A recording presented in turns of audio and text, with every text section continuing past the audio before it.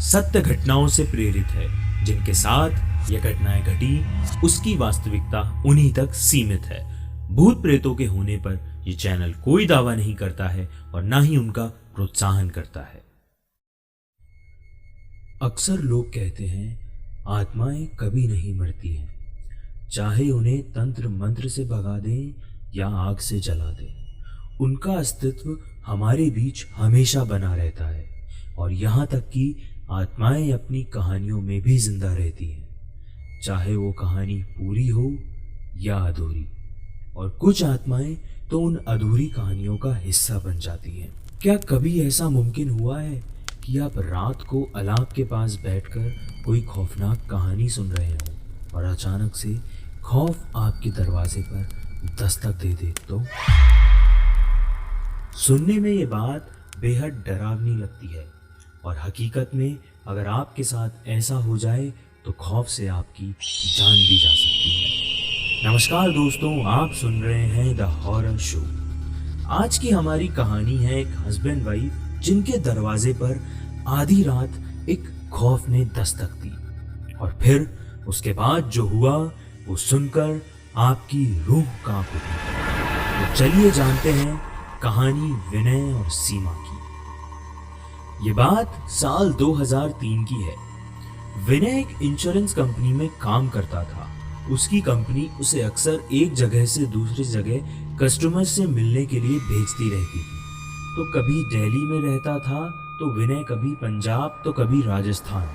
लेकिन इस बार विनय को जहां जाना था वो जगह दिल्ली से करीब 1080 किलोमीटर दूर थी। वो जगह थी नेपाल के कोई पहाड़ी इलाके की। तो विनय ने सोचा क्यों ना इस बार सीमा को भी साथ ले लिया जाए, उसका भी घूमना हो जाएगा। विनय की फैमिली में सिर्फ वो और उसकी वाइफ ही थे। विनय और सीमा दोनों नेपाल के लिए निकल गए और उस वक्त वैसे भी वहां बहुत ठंड का मौसम था और नेपाल में ऊपर से बहुत तेज बर्फ पड़ रही थी। वो लोग करीब 1080 किलोमीटर का सफर तय कर नेपाल में अपनी मंजिल तक पहुंच गए। सफर काफी लंबा था जिसकी वजह से वो दोनों बहुत थक चुके थे। रात के करीब 12:30 बजे रात में वहां एक ऐसा सन्नाटा था कि जैसे किसी ने इस जगह को श्राप दिया हो। उस जगह पर घर एक दूसरे से काफी दूरी पर थे। बाहर कड़ाके की ठंड थी और बर्फ भी गिर रही थी। विनय को अक्सर रात में कहानियां सुनने का बहुत शौक था, तो सीमा उसे भूत प्रेतों की कहानियां सुनाया करती थी। वो लोग अपनी रजाई में दुबक कर आराम कर रहे थे और सीमा विनय को कहानी सुना रही थी। तभी अचानक उनको लगा कि किसी ने उनके घर का दरवाजा खटखटाया। एक पल के लिए तो वो दोनों बहुत डर गए थे क्योंकि रात बहुत हो चुकी थी और सीमा डरावनी कहानी सुना रही थी। फिर उन्होंने सोचा कि क्या पता तेज हवा चलने की वजह से ऐसा हो रहा हो, इसीलिए उन्होंने उस आवाज को नजरअंदाज कर दिया। अगली सुबह जिस काम के लिए विनय आया था उसके लिए वो निकल पड़ा। विनय और सीमा घर में अकेले ही थे। सीमा को समझ नहीं आ रहा था कि वो घर में पूरे दिन वक्त कैसे बिताए। उसने सोचा कि चलो क्यों ना बाहर जाकर ही कुछ देख लिया जाए। बाहर मौसम बड़ा सर्द था तो सीमा ने बाहर निकलने के लिए जैसे ही अपने घर का दरवाजा खोला वैसे ही उसने देखा कि घर के पास बने एक खंबे के पीछे एक छोटा सा बच्चा खड़ा है जो उसको चुपके चुपके अपनी तिरछी नजरों से देख रहा था। सीमा ने उसको अपनी ओर बुलाया पर वो नहीं आया और वो वहां से भाग गया। सीमा को उस वक्त कुछ समझ नहीं आ रहा था और वो उस बच्चे को नजरअंदाज कर बाहर घूमने के लिए निकल गई। विनय और सीमा को वहां रहते रहते अब 2 हफ्ते बीत गए थे और अब उन लोगों का वहां मन भी लग गया था। लेकिन फिर अगली सुबह का सूरज न जाने विनय और सीमा के लिए अमावस का चांद बनकर निकला था, क्योंकि उन्हें शायद इस बात का एहसास नहीं था कि उनके साथ क्या होने वाला है। उस सुबह जब विनय को बाय बोलने के लिए सीमा बाहर आई तो उसने फिर कुछ वैसा ही देखा जैसा कि उसने 2 हफ्ते पहले देखा था। वो लड़का उसको फिर से वहीं उस खंबे के पीछे दूर खड़े हुए घूरे जा रहा था और इस बार सीमा ने हिम्मत दिखाते हुए उस बच्चे को पकड़ लिया और पूछा कि तुम यहाँ क्या कर रहे हो। उस बच्चे ने कुछ नहीं बोला, ना ही कुछ बताया। सीमा ने उसे उसके घर के बारे में पूछा, तब भी वो कुछ नहीं बोला और आखिर में उसका नाम पूछने पर उसने धीमी सी आवाज में अपना नाम सूर्य बताया और फिर वो वहां से भाग गया। वो बच्चा तो वहां से भाग गया था, लेकिन अब सीमा के मन में बहुत सारे सवालों ने जन्म ले लिया था, क्योंकि सीमा को उस बच्चे का बिहेवियर कुछ समझ नहीं आया और ये सिलसिला ऐसे ही चलता रहा। वो बच्चा रोज उसको खंबे के पीछे से घूरता रहता था। फिर एक दिन रविवार की रात थी। दोनों घर में अंगीठी के सामने आग ताप रहे थे और सीमा विनय को एक प्रेत की कहानी सुना रही थी। तभी अचानक किसी ने दरवाजा खटखटाया।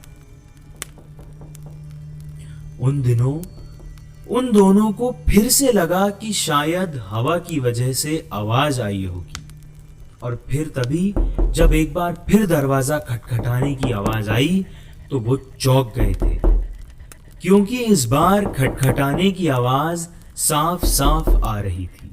ये आवाज सुनकर दोनों की रूह कांप गई थी, क्योंकि इतनी रात को वो भी जान ले लेने वाली ठंड में आखिर उस दरवाजे के पीछे कौन था।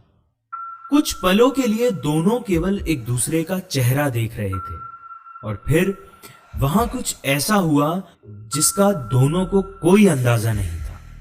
दरवाजे के बाहर से धीरे धीरे रोने की आवाज आने लगी। विनय और सीमा बहुत डर गए थे, लेकिन तभी विनय ने हिम्मत कर जोर से आवाज में बोला, कौन है बाहर? वहां विनय की आवाज के बाद कुछ देर तक सन्नाटा रहा, पर बाद में एक धीमी सी आवाज आई, दरवाजा खोलो प्लीज, दरवाजा खोलो, बाहर बहुत ठंड है, प्लीज दरवाजा खोलो। विनय और सीमा दोनों के हाथ पैर कांप उठे थे कि आखिर इतनी रात गए कौन सी बला हमारे दरवाजे पर खौफ की दस्तक दे रही है। सीमा को यह आवाज जानी पहचानी लग रही थी। उसने कहा, ये तो वही बच्चा है विनय, कि उसी की आवाज लगती है जो रोज हमारे घर के बाहर खड़ा रहता था। सीमा ने कहा कि हमें उसे अंदर लाना चाहिए। वो भागते हुए दरवाजे के पास जा ही रही थी कि अचानक उनके घर के फोन की घंटी बजती है।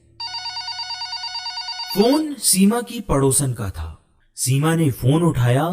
वहां से उस औरत की आवाज आई, हेलो जी, मैं आपको एक बात बताना चाहती हूँ। अगर आपके घर के बाहर कोई भी दरवाजा खटखटाए तो उसे खोलना मत। ये सुनकर सीमा हैरान हो गई थी कि आखिर अब उसकी पड़ोसन ने कॉल क्यों किया और ये दरवाजे की बात वो क्यों कर रही है। सीमा ने उससे पूछा, आपको ये नंबर कहाँ से मिला? और मेरे घर के बाहर एक बच्चा है, उसकी आवाज मुझे आ रही है और वो बार बार मुझे दरवाजा खोलने के लिए बोल रहा है। नहीं, आप बिल्कुल मत खोलना। वो असल में एक आत्मा है। यहाँ जब जब तेज आंधी और ठंड पड़ती है, वो तब सबके घर के बाहर जाता है और दरवाजा खोलने को कहता है। वो ठंड का बहाना बनाता है और दरवाजा खुलवाने की कोशिश करता है, और अगर कोई गलती से दरवाजा खोल दे तो वो अगले दिन बर्फ में दबा हुआ मिलता है। ये सुनते ही उनके पैरों से जमीन ही खिसक गई। सीमा को यकीन नहीं हो रहा था कि जो बाहर दरवाजा खटखटा रहा है वो असल में कोई बच्चा नहीं, एक आत्मा है। और सीमा उससे कुछ और पूछती, उस औरत ने कॉल काट दिया। उन्होंने उस रात दरवाजा नहीं खोला और अगले दिन सुबह होते ही वो दोनों भागकर पड़ोसी के पास गए और पूरे मामले के बारे में पूछा। उस औरत ने बताया कि मैंने तो आपको कल कोई कॉल ही नहीं किया, मगर आप जो ये बात बोल रहे हैं ये सब सच है। इतना सुन सीमा बेहोश हो गई।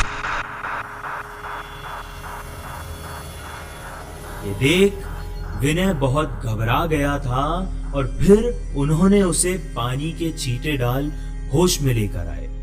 फिर पड़ोसन ने उन्हें सारी बात बताई। उसने बताया, इस गांव में एक परिवार रहता था।